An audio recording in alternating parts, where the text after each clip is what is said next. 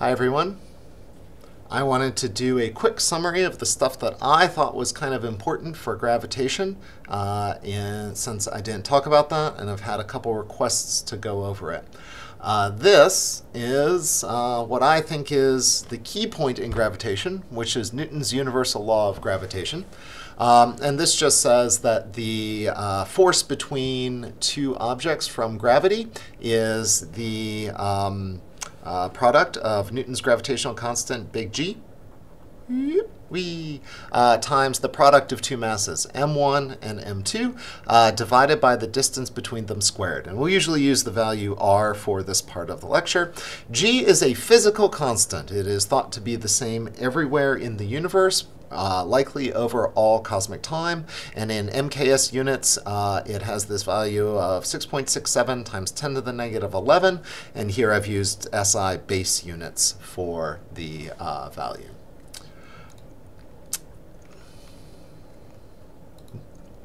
Now, gravity, I want you to note a few specific things. The first is that it depends on both of the masses involved. So the mass of the Earth and you would be used if we were figuring out the force that the Earth exerts on you. Pretty much everything except for light has mass and it feels attraction to other things. Gravitation is a purely attractive law, so it means that everything is attracted to everything else. Gravity is what we like to call an inverse square law. Inverse square laws mean that they are they go like 1 over the square between the distance. So that's 1 over r squared, part of the inverse square law. And gravity is incredibly weak. My standard joke here is that the other forces plot revenge since gravity is such a weakling. All right. Gravity is a fully vector force pointing on the direction between the two masses. I can't spell gravitational, so here. Gravitational. Thanks. Red underline. Saving me again. Anyways, gravitation, if we are going to write the full vector form of this force, we would say that it's attractive. That's the minus sign. The force of object 1 on object 2, you remember this notation is of followed by on, is equal to gm1m2 over r squared. That's the magnitude we wrote down earlier. And then r12 is the vector going from 1 to 2. So that's where r12 would be. And so this force has a negative sign, which just means it's pointing in the opposite direction and it's attractive. That's the fancy math way of showing what we're doing here. I think the important thing is going to be, remember, it's pointing on a straight line between the two forces, and it has this magnitude right here. That's what you gotta know here. Okay.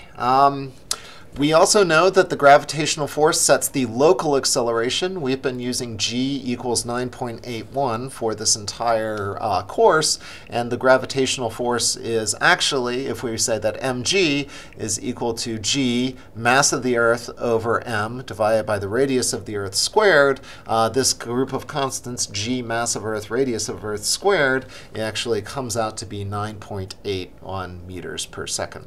Now, a question is like, what radius do I put here? Because I'm close to a lot of the Earth and far away from other parts. And so if you're up here, can't draw a stick figure on my computer. Yeah, that's terrible. Anyways, this distance here is what we would call our Earth. And you're far away from the mass down here, and you're close to the mass up here. And one of the clever things that we get through kind of third-year physics is the proof that these effects balance out, and you can treat the mass of any spherically symmetric object as a point mass located at its center. For our purposes, the thing that we want to remember is that spheres can be treated as point masses when you're outside of them. So spheres, I should say spheres equal points, man, O-I-N-T, forget it, if outside.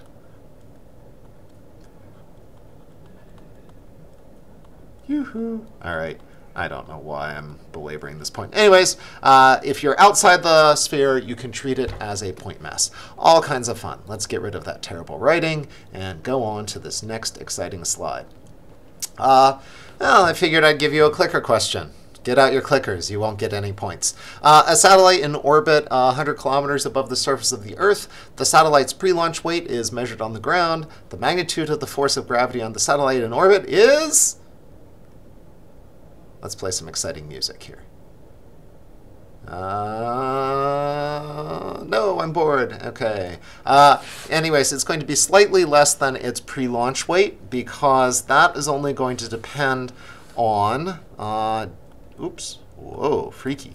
Boop. G is going to be big G, mass of the Earth, over the radius of Earth plus its altitude, quantity squared. And the weight is going to be mg, so mg, that's mg. And since h is much less than r, then the gravitational constant is not going to change by that much, and there's going to be substantial weight on that satellite in orbit. Okay.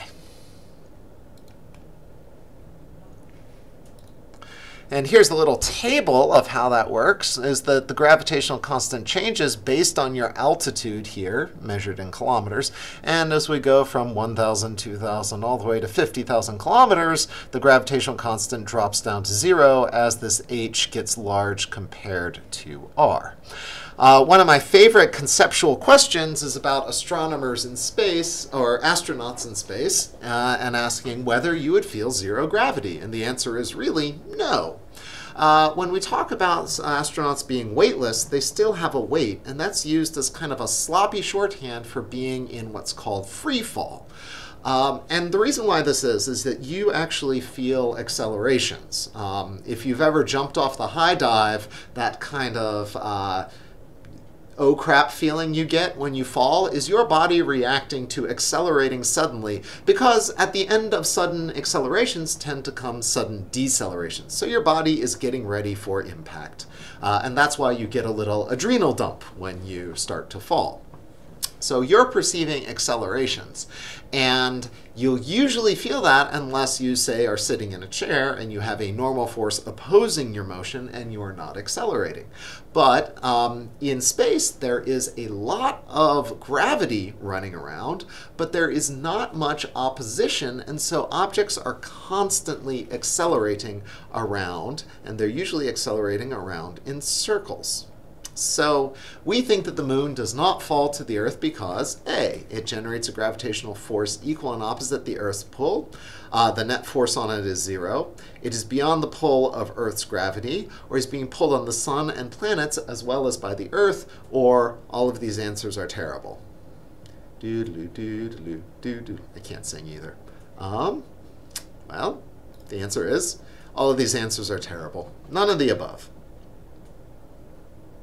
Well, and that's because what's actually happening is that the moon is in free fall around the Earth.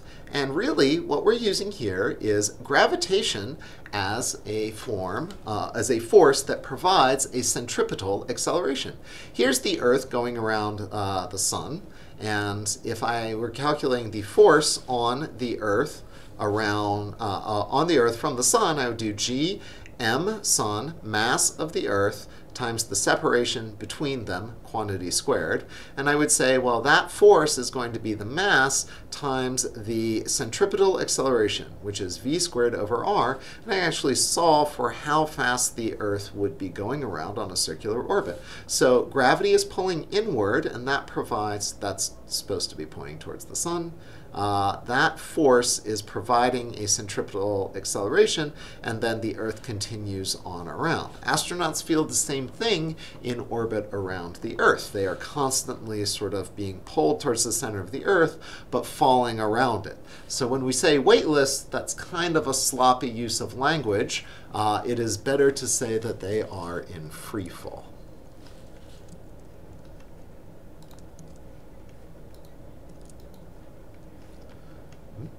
All right, let's clear that page and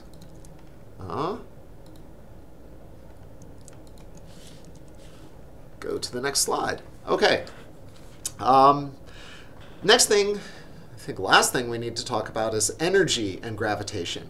And since gravity is one of these forces that varies based on separation, our work done by gravity is not simply force times distance, the force is changing.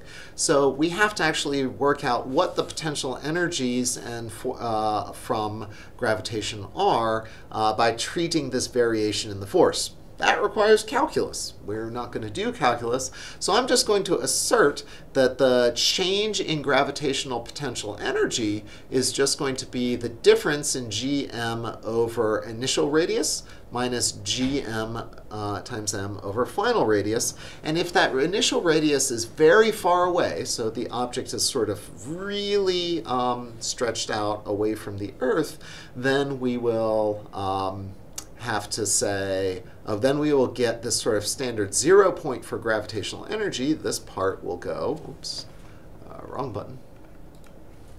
This part here will go to 0, leaving behind this gravitational potential energy. In a wide world of wonder, I would work an example. But instead, I'm just going to assert that this means that the total energy of an object is just the sum of the gravitational force component and the kinetic energy, or the gravitational potential energy, and the kinetic energy. So gravity, kinetic. And you can figure out how gravitational and kinetic energies change by how much energy is released by dropping a rock from orbit onto the Earth. Let's say it's very far away, so we're going to take Ri equal huge, equal infinity, and then I can actually figure out how much energy this object would have by saying, well, 1/2 mv squared minus gmm over r is equal to 0. That's the condition that Ri is infinity, so it's really far away. And then I could go ahead and solve this, and I would get that 1/2 mv squared is equal to gmm over r. Of course, we can run this in the opposite direction and ask how much energy would it take to lift an object off the surface of the Earth and break it free from the force of gravity. Well, in that case, we would calculate what's called the escape speed. So that's how much speed you need to break free from the force of gravity and get very far away. And so I would take that equation I just derived, solve for the v that it would take. How much kinetic energy would it take to break the pull of gravity? And if I solve that, then the v is root 2gm over r. And this is actually why spaceports are close to the equator, because that extra bit of rotation from the Earth, which is r omega for the Earth, gives an additional 435 meters per second of rotation speed that adds to this velocity. So Canada is suffering in the space race mostly because of plate tectonics. All right. Final fun point is that you can calculate the size of a black hole this way by setting the escape speed equal to c, and then solve for how big a black hole is. This is called the Schwarzschild radius, or the event horizon. Anyways, so that is something you don't have to memorize this formula. You just have to remember that the escape speed from a black hole is equal to the speed of light, and you can always get back there. All right, I think that's everything I wanted to say. I hope this fills in the critical details.